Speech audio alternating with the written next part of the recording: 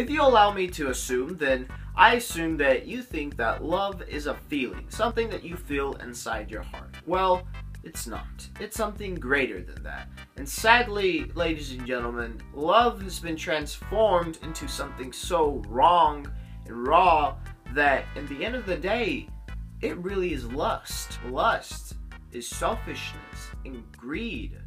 You don't want that, do you, in a relationship? You don't want to give someone that. Because really, in the end of the day, no one likes someone that's selfish or greed.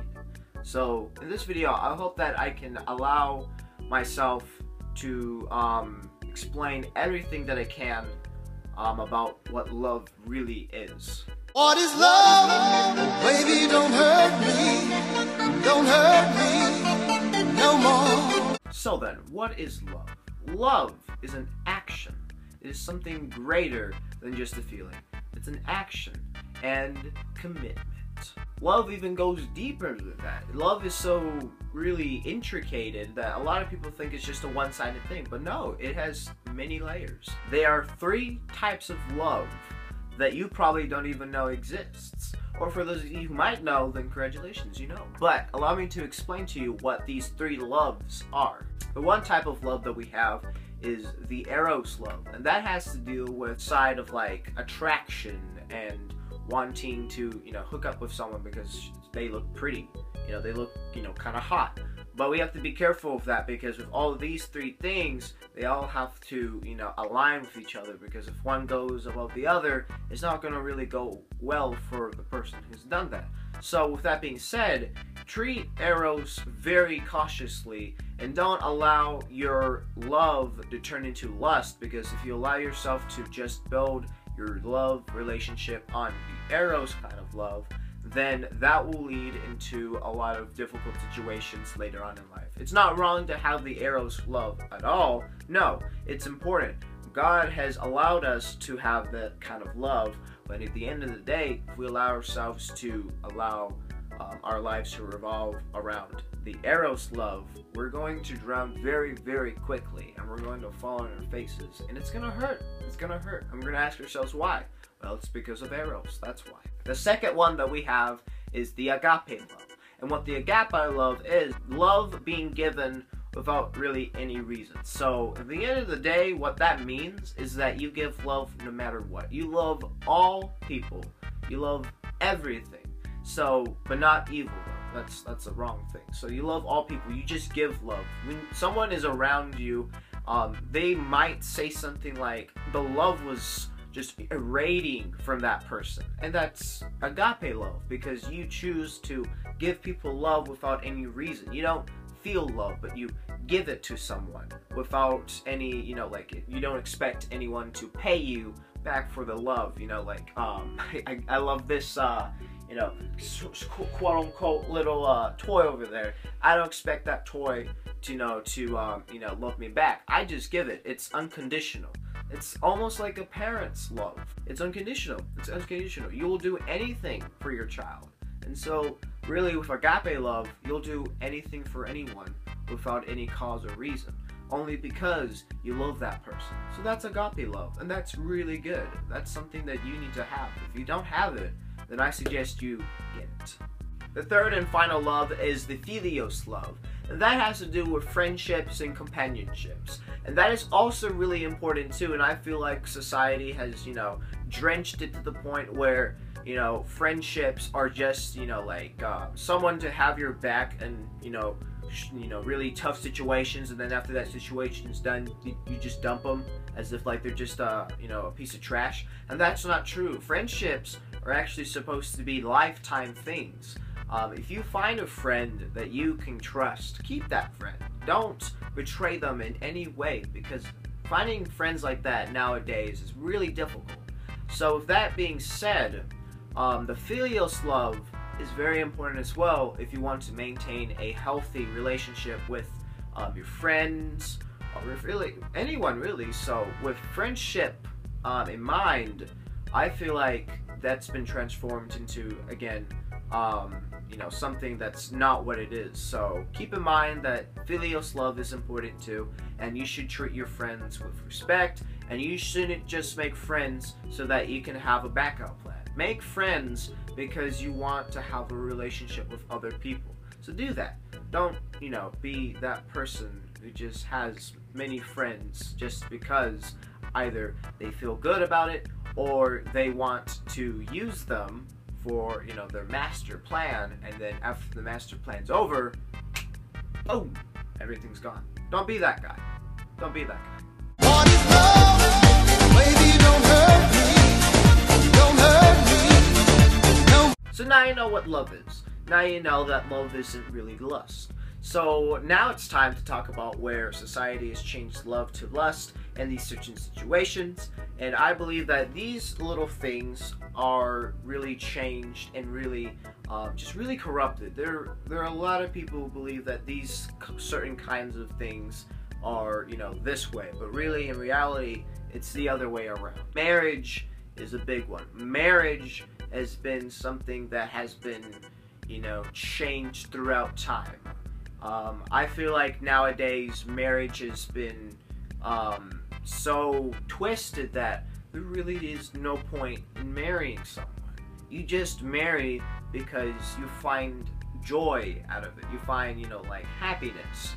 Or you married someone because you found, something lustful about that person. So you want to keep them for a little bit or something like that. And that's wrong. That really is wrong at the end of the day. You need to have more of a standard when it comes to marriage, because with marriage nowadays, the standard for that has become really low. And because of that, a lot of people suffer through divorces or in troublesome relationships. So allow me to tell you the small problems or the big problems that we have with marriage. Marriage should be between a man and a woman. And the reason why they should marry is because, number one, they love each other. They both commit to each other. 3 is because they need to have a family so that that family can be healthy. Because a child needs a man and a woman. And that's not really defined by the society, it's defined by God. It's a necessity because a child needs a man in his life and it needs a woman in his life. So a daddy and a mommy. It's necessary because it is proven that a child, let's go for the father stance. If the child does not have a father in his life, then he's 70% more likely to end up in prison. And the chances of him doing other things that might get him killed or get others killed will go up because he doesn't have a father. There are things that a mother cannot do what a father can, and vice versa with the father, that the father cannot do what a mother can. So really, it is a core state. You can't change that in any way. A mommy can't be like a daddy, and a daddy can't be like a mommy.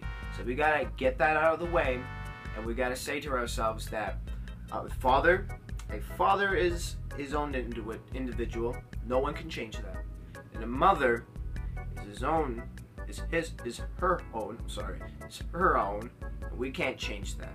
So those two need to combine to make a healthy relationship. And society has been like, no, you don't need that. You just need to be happy. You're not going to be happy if you just really go for the stance of like, that person's hot, I should marry her. And you really have no interest in her. You just have interest in her looks. You should find interest in all of her things, or all of his things. You shouldn't just focus on just one little thing, or else that will really ruin the relationship. You will be more likely to have a divorce if you just marry someone because of their looks or money. So with that being said, take marriage seriously. Marriage is something more important than you might think it is. The next thing that I believe that we've been lacking in love is friendship again. I'm gonna be a little, iffy about it because I feel like I do the same thing as well. But I feel like in a lot of friendships, there's not a lot of respect, there's not a lot of understanding, and really what it is just a codex, really, like a code of like brotherhood where like you don't do this to me and I won't do that to you. You got my back, like if you do something to me, I'm gonna rip you apart. You know, use them. No, that should not be that either. It should be something more. It should be a little bit more intimate than that. Because what really friendship should be, you should have respect for one another. You should have trust in one another. And you need to rely on one another for any reason. And you should not, expect something back. So no payments whatsoever. You should need to do it out of love. That also has to do, this going back for agape love, giving love for really no reason, just because you enjoy giving love and of the Lord. My teacher said something that was very interesting. I'm not gonna mention her name, but she was my math teacher, my 10th grade math teacher, and some friends, some kids in my class that were friends, they were screwing around, calling names to each other. And she was shocked, and she said that she would never imagined friends, talking like that to each other. Like they should have respect and all that stuff. And that kind of shocked me. That kind of, not really shocked me, more like kind of hit me a little bit, kind of opened my eyes a little bit. And I do see that in my own friendship circle, that I either don't give enough respect, or they don't give enough respect to me. And I don't really like that. I really don't. Like, the more I think about it, the more I get more disturbed by it. But one example that I could possibly give you is when my friends call me a dirty Mexican. See, I like to laugh that off. I just say that it's just a joke and all. But really, in the end of the day, it hurts me a little bit. Because when I was younger, when I first came to my school, that was the only thing that they called me. Not, a dirty Mexican, but it was a Mexican. So I was prone, or I was, made into thinking that Mexican was a, bad stereotype. And it is, because, if you speak Spanish, if you even look Hispanic, you're a Mexican. And that bothers me, because I'm not Mexican. I'm Guatemalan, There's a big difference there, believe it or not. But, I just try to laugh it off. I even tell them, don't call me a dirty Mexican. And they just end up calling me a dirty Mexican 2 seconds after. So it kind of sucks.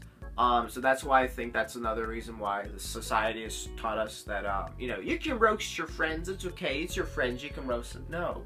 Give them respect. Treat them like yourself. The golden rule. That's a really important thing, So treat them like yourself. I wouldn't want to call myself a dirty Mexican, so I won't do that to others. Another thing that I do, I feel like I call a friend of mine a lesbian because of his hairstyle, but that's wrong as well, because I wouldn't want someone to call me a dirty Mexican. I'm sorry, not a dirty Mexican, a lesbian, let alone a dirty lesbian Mexican, because that'd just be a triple threat right there, a triple insult. So there you go. But really, in the end of the day, we gotta learn to respect each other, and just really not go for the world's view of friendship, but in fact we should go for a more biblical and moral view of friendship. Well, this might be an easy answer to a question. I would say, in the end of the day, we should read the Bible, because the Bible has a lot of important things. Wow. The Bible has a lot of important things that we need to read and learn and, just really meditate on, because the Bible, you might disagree, whether or not the Bible is real or not. The Bible is perfect. It has no contradictions. There's not lies in here, no manipulation, only truth and honor and love and salvation in this book. Of course, you read it, but you have to, this can go for another video, but at the end of the day, you gotta realize that if you want to learn how to really love someone, learn what love really is, then read the Bible. It is so important for you to read the Bible. So this is the my first episode of, well, that will end it for this first episode of Human Garbage. I hope that you guys enjoyed this video. I think that I did justice to everything so far. If not, tell me in the comments what I did wrong, what I can do better. And in the end of the day, thank you again for watching the video. If you liked it, give it a like, support the Red Guard, and this is Brian the Boat signing out. Stay boat out there. Ciao.